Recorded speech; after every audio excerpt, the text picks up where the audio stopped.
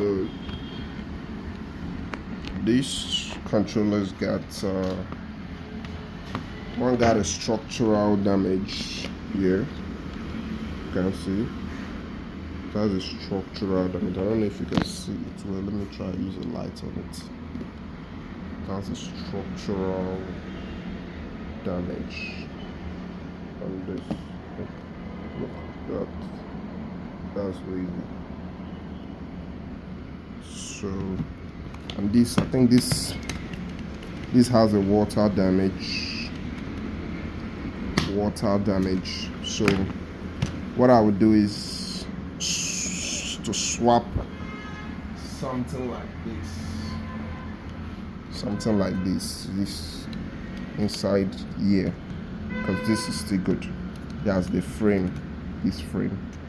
I'll swap from that to this to be able to fix this structural damage so that this will be working very well. So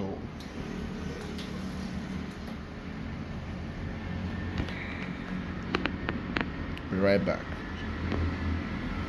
So after much work of glue done to this is now firm and stable, but there is a section that is missing. This section I couldn't find it, so here we have a struck damage, and which is not allowing the other one button to sit properly. Like, look here, you can see this parts is here and this, so this allows it to go in simultaneously and come out evenly, but this, there is no section, it's all broken off and lost.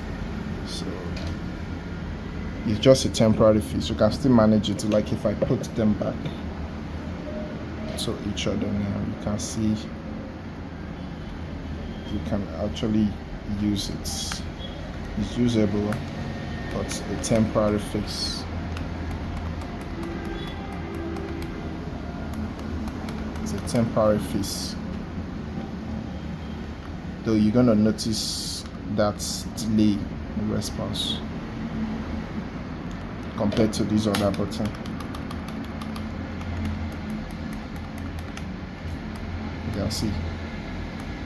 So thanks for watching.